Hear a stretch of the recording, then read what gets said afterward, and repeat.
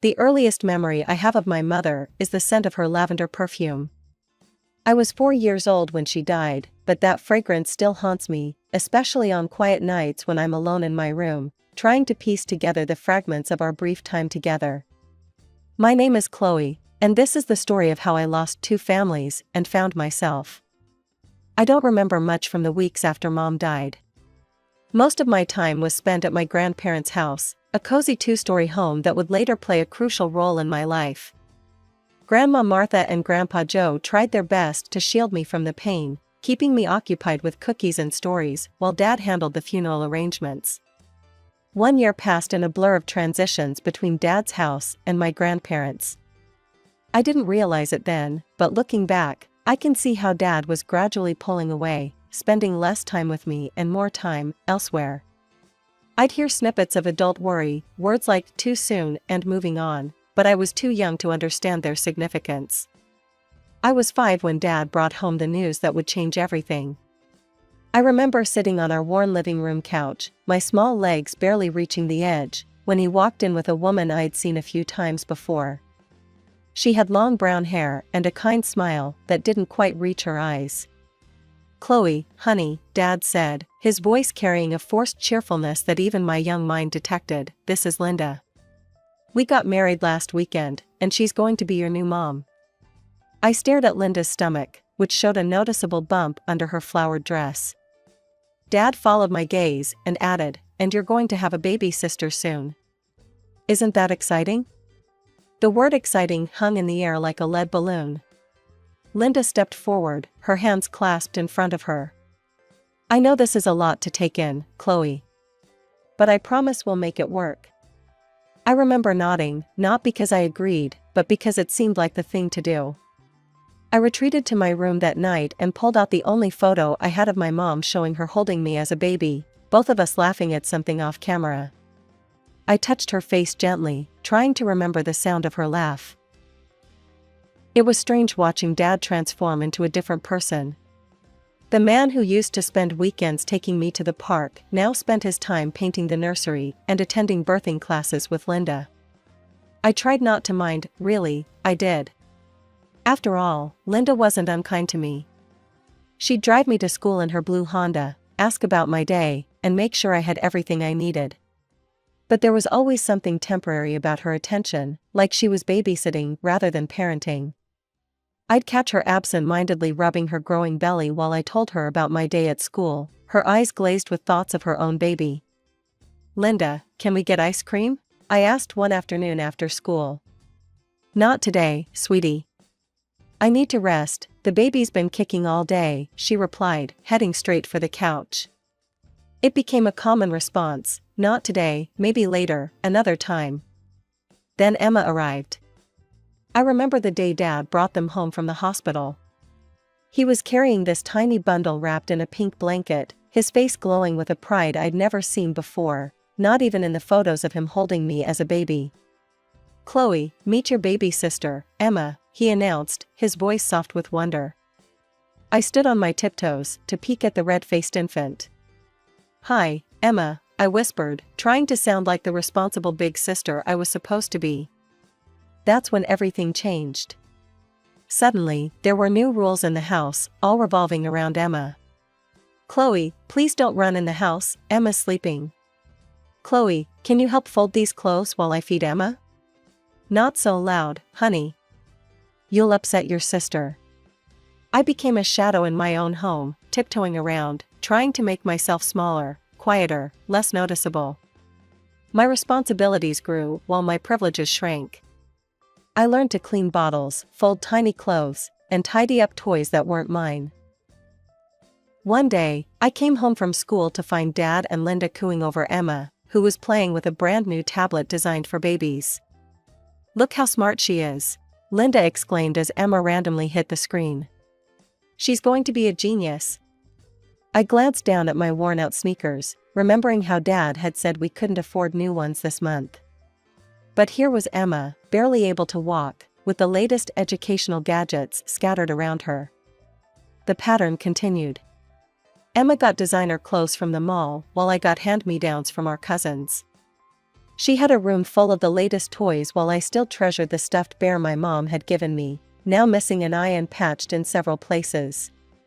It wasn't that they were cruel. They remembered to feed me, clothe me, send me to school. But it was always an afterthought, like checking off a box on a to-do list. The only time they seemed to really notice me was when Grandma and Grandpa visited. "Chloe needs new clothes," Grandma would point out, and suddenly Dad would remember to take me shopping. "Don't you think Chloe might like that new book series all the kids are reading?" Grandpa would suggest, and magically, the books would appear. I tried to be understanding. I really did. I kept my room clean, did my homework without being asked, and helped with Emma whenever they needed me. I thought if I was good enough, quiet enough, helpful enough, they'd remember I was their daughter too. When Emma started walking and talking, I thought things would get better. I imagined us becoming best friends, sharing secrets, and playing together like the sisters I saw on TV. I even decorated half of my room with welcome signs the day she was old enough to string full sentences together. "Want to play dolls with me, Emma?" I asked hopefully one afternoon. She looked at me with those calculating eyes that seemed too old for her 4-year-old face. "No, I want your dollhouse." "But that's mine. Grandma gave it to me for Christmas," I protested. Emma's response was to march straight to Dad and Linda, her face scrunching up in that familiar way that meant trouble for me. "Daddy, Chloe won't share her toys with me," she wailed, tears appearing on command. "Chloe," Dad's voice boomed from the kitchen. "Stop being selfish and let your sister play with your toys." That was just the beginning. Soon, Emma figured out she could take anything of mine she wanted. My art supplies, my books, even my clothes, nothing was off limits. When I tried to get them back, it always ended the same way. "Mom, Chloe's being mean again." "John, tell your daughter to stop bothering Emma." But the toy snatching was just the warm-up. Emma developed a talent for setting traps that would get me in trouble. Like the time she deliberately spilled juice on her new dress and told our parents I'd pushed her. Or when she broke her tablet and claimed I'd done it out of jealousy. Each time, I'd try to defend myself. "That's not what happened. She's lying." And each time, Dad would shake his head disapprovingly. "Stop trying to get attention, Chloe. Go to your room." My only refuge was at my grandparents' house. They saw through Emma's act and weren't afraid to say so. "John," Grandpa would say to Dad during Sunday dinners, his voice firm but tired, "you need to treat your daughters equally." "We do treat them equally," Linda would snap back. "But Chloe is just difficult. Always causing problems, always fighting with Emma. While Emma is such a sweet, well-behaved child." I'd sit there, pushing food around my plate, as Grandma's voice would rise. "Open your eyes. That sweet child of yours is manipulating everyone in this house. You're raising a little con artist, and you can't even see it." "Mother, please," Dad would try to intervene. "You're being unfair to Emma." "Unfair?" Grandpa would scoff. "What's unfair is watching you two spoil one child rotten while treating the other like she's invisible. That's what's unfair." But it was like talking to a wall. Dad and Linda had their narrative about their perfect younger daughter and their problematic older one, and nothing could shake it, not even the truth staring them in the face. Senior year should have been exciting, full of dreams about college and future plans. Instead, I found myself constantly worried about whether I'd even get to go. One night, as I was heading to the kitchen for a glass of water, I heard whispers that made me stop in my tracks. "John, it doesn't make sense." Linda's voice was hushed but intense. "The tuition money for Chloe, we could use it for Emma instead.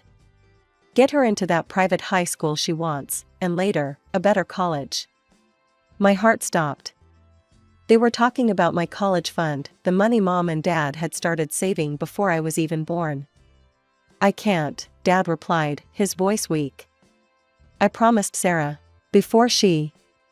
I promised her I'd make sure Chloe got an education." "Sarah's been dead for 14 years. Linda's whisper turned sharp. "You can't let promises to a dead woman control our lives forever." Emma deserves the best education we can give her. There was a long pause before Dad spoke again. My parents would disinherit me if I did that. You know how they are about Chloe. My legs felt weak. So that was it.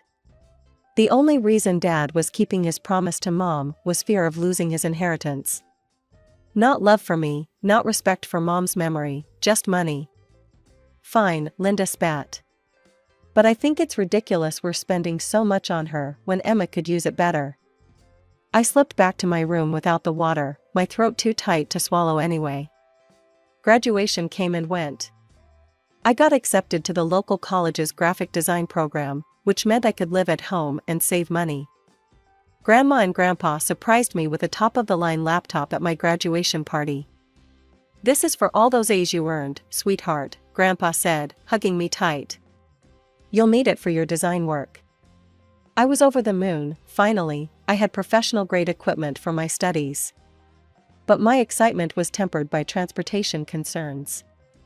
The campus was across town, and I hoped Dad might let me use his old Honda now that he had a new car. "Dad?" I approached him one evening. "About getting to college." "We can't afford another car, Chloe," he cut me off before I could finish. "The tuition payments are already stretching us thin. You'll have to take the bus." I nodded, swallowing my disappointment. But just 2 days later, I overheard them in the living room. "I think the red Mercedes would be perfect for Emma's Sweet 16, Linda was saying. "She'll be learning to drive soon, and it's such a safe car for a new driver." "Isn't it a bit expensive?" Dad asked, but I could hear the smile in his voice. "Only the best for our little princess," Linda replied. "We can start saving now, she'll be 16 before we know it." I stood there, my bus pass clutched in my hand, thinking about the hour-long commute I'd be making each way while they planned to buy my 14-year-old sister a luxury car. 2 years into college, life had fallen into a predictable routine of classes, bus rides, and trying to stay invisible at home. Then came the phone call that changed everything. "Chloe?" Grandma's voice sounded strained. "Could you come visit us this weekend? Your grandfather's had a bit of trouble with his heart, and we need to talk to you about something important."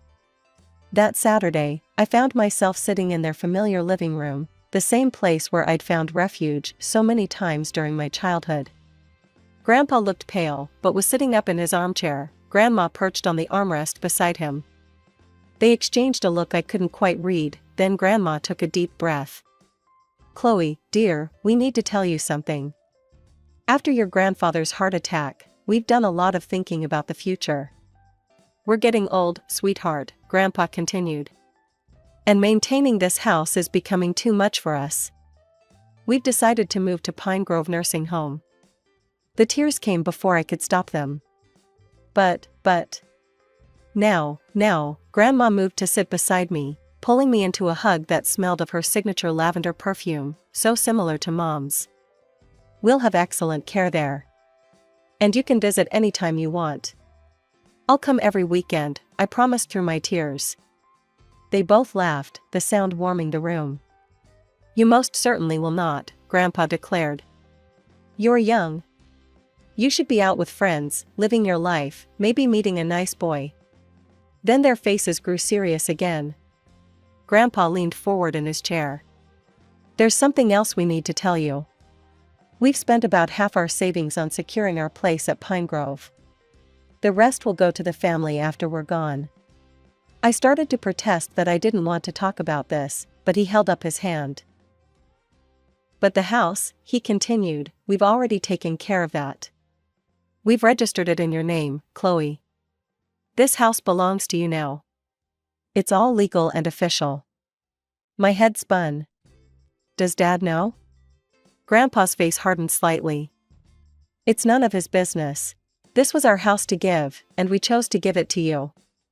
"But," I looked around at the familiar walls, the photos spanning generations, the corner where I used to hide during hide and seek. "Why?" "Because we're not blind," Grandma said softly. "And we want to make sure you're taken care of." I sat there, stunned, looking at these two people who had always been my strongest supporters, who had seen me when everyone else looked past me. "I won't tell them," I whispered, understanding instinctively that this needed to stay secret for now. Grandpa nodded approvingly. "Good girl. What's done is done, and it's no one's business but ours." 2 weeks passed in a blur of helping Grandma and Grandpa move to Pine Grove. The day they handed Dad the keys to their house, I felt my stomach twist. He had no idea those keys weren't really his to take. "This is wonderful," Linda gushed, already planning renovations in her head. "No more rent. We can finally have a real family home." They wasted no time moving us in. I watched silently as Linda walked through each room, her nose wrinkling at the vintage furniture and familiar decorations that held so many of my childhood memories. "This place needs a complete overhaul," she declared, running a finger along Grandma's antique sideboard. "And a deep clean. For now, the girls can share the blue room upstairs, it's the only one properly habitable." My heart sank. Share a room with Emma? At 16, she'd become even more impossible than before. As if on cue, Emma's shrill voice filled the house. "I am not sharing a room with her," she screamed, stamping her foot on Grandma's hardwood floors. "This isn't fair. I deserve the master bedroom. Why should I be stuck with her? Make her sleep in the closet or the basement or whatever. I don't care." I stood there, clutching a box of my belongings, as Emma's tantrum escalated. The familiar headache that came with her screaming started to pulse behind my eyes. "I hate this. I hate this house. I hate having to share anything with her." I'd learned long ago that there was no point in arguing. Without a word, I carried my box upstairs to the blue room, the same room where I used to sleep during weekend visits with Grandma and Grandpa. I set my laptop on the old desk by the window, placed a few books beside it, and left for my afternoon classes.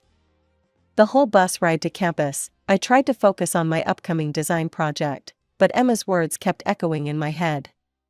She'd gotten worse over the years, if that was possible. More entitled, more cruel, more calculating. When I returned that evening, the house was quiet. Dad and Linda's voices drifted up from the kitchen, but there was no sign of Emma. I climbed the stairs to our shared room, my footsteps silent on the carpet runner Grandma had installed years ago. The moment I opened the door, my world stopped. My laptop, my beautiful graduation gift from Grandma and Grandpa, my lifeline for my design work, lay shattered on the floor. The screen was cracked beyond repair, the case bent and broken. Emma sat on her bed, a satisfied smirk playing on her lips as she watched my face crumple. "What did you do?" My voice came out as a whisper, then rose to a shout. "What did you do?" "Oops," she said, examining her perfectly manicured nails. "Accidents happen. But go ahead, try telling them. We both know who they'll believe." She leaned forward, her voice dropping to a whisper. "I did it on purpose, and there's nothing you can do about it." Something inside me snapped. All the years of being pushed aside, ignored, gaslight, it all came rushing up like a tidal wave. Before I knew what I was doing, I lunged at Emma, my vision blurred with tears of rage. "You spoiled, entitled little brat," I screamed, grabbing her shoulders. She shrieked, not her usual calculated cry for attention, but a genuine sound of surprise. We tumbled onto the floor, years of pent-up frustration finally exploding. "Help! She's crazy! Help!" Emma screamed, while I kept shouting about all the times she'd destroyed my things, lied about me, made my life miserable. Dad and Linda burst into the room, Dad pulling me off Emma, while Linda rushed to cradle her precious daughter. "Look!" I pointed at my shattered laptop, my voice breaking. "Look what she did. Grandma and Grandpa's graduation gift, she destroyed it on purpose." She admitted it. Emma's face transformed instantly, tears streaming down her cheeks as she clutched Linda. "It was an accident. I just bumped into the desk, I didn't mean to." And then she attacked me like a wild animal. "You evil, horrible girl," Linda shrieked at me, her face contorted with rage. "How dare you attack my daughter? John, I want her out of this house. Now. She's dangerous." I turned to Dad, desperately hoping he'd finally see through Emma's act. But his face was hard, closed off. "Pack your things," he said coldly. "And get out." The words hit me like physical blows. "Why?" I whispered, then found my voice. "Why do you always choose them? What happened to the dad who used to love me? Who promised Mom he'd take care of me?" His face reddened with anger. "Don't you dare bring your mother into this. You want to know the truth? You've been nothing but a burden since she died. A constant reminder of a past I wanted to forget. Linda and Emma are my real family now. You're just excess baggage we've been carrying around. You have 1 hour to leave my house." As he turned to leave, Emma's smug voice piped up. "I can finally have this room all to myself. I'm thinking pink walls, maybe a crystal chandelier." Linda joined in, already planning the renovation. "We'll get you new furniture, sweetheart. Make the space truly yours." Something shifted inside me at that moment. A lifetime of being pushed aside, of swallowing my words, of trying to be smaller, it all fell away. I stood up straighter, my voice clear and strong. "Actually, this isn't your house to renovate." They all turned to stare at me. "What are you talking about?" Linda snapped. With steady hands, I reached into my purse and pulled out the property documents Grandpa had given me. "This house belongs to me. Grandma and Grandpa transferred ownership to me before they moved to Pine Grove. If anyone's leaving, it's you three." The silence that followed was deafening. Dad snatched the papers from my hands, his face growing pale as he read. This can't be legal," Linda stuttered. "John, call your father right now." Dad's hands shook as he dialed Grandpa's number, putting it on speaker. "Dad, what is the meaning of this?" he demanded.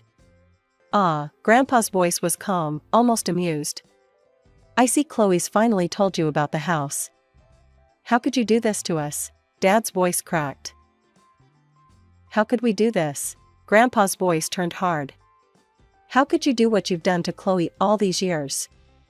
We watched you turn from a loving father into a spineless man who lets his wife and spoiled daughter walk all over him and abuse your firstborn child. Yes, we gave the house to Chloe.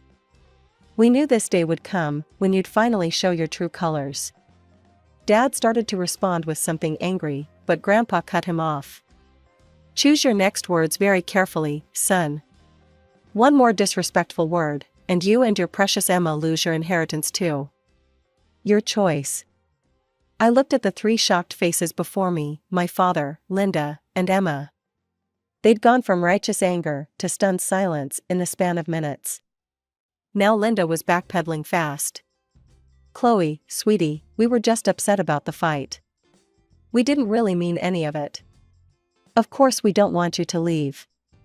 We were just joking." Her voice had that sickly sweet tone she used when trying to manipulate situations. "I have a really bad sense of humor," I replied, my voice steady. "So I'm going to take everything you said at face value. You have 1 week to find a new place and move out. I'll be staying at a hostel this week while you pack. I don't trust myself to be around any of you right now." "Chloe, please," Dad started, but I cut him off. 1 week. After that, I'm changing the locks." I walked out of my grandparents' house, no, my house, that night with my head held high, even as tears streamed down my face. The hostel bed was uncomfortable, but it was better than staying under the same roof with people who'd just shown me exactly who they were. True to my word, they were out within the week. On moving day, they made one last attempt at reconciliation. "We're so sorry," Dad said, standing in the doorway with the last box. "We realize now how horrible we've been." Linda nodded, frantically.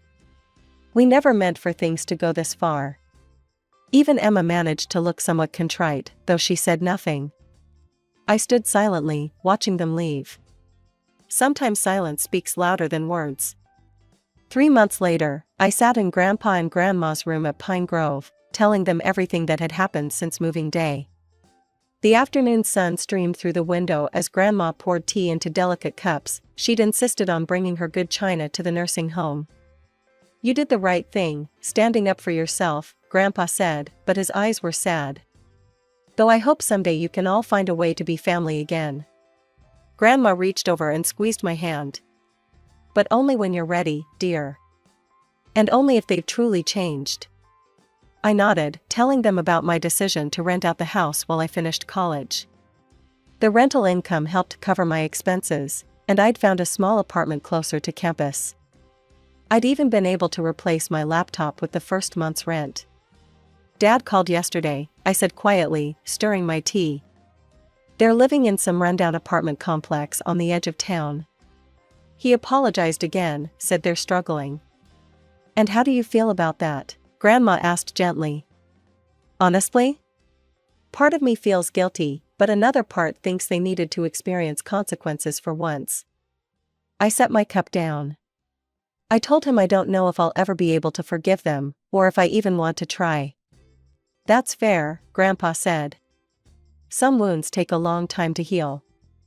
I'm graduating next semester with my degree in graphic design. I've already had some promising interviews with local agencies, and my portfolio is getting stronger every day. Sometimes I drive by the house and see the young family who's renting it now, their kids playing in the yard, lights glowing warmly in the windows at dusk. Maybe someday I'll move back in. Maybe someday I'll even be ready to have a relationship with Dad, Linda, and Emma again. But for now, I'm focused on building my own life, one where I don't have to make myself smaller to make room for anyone else.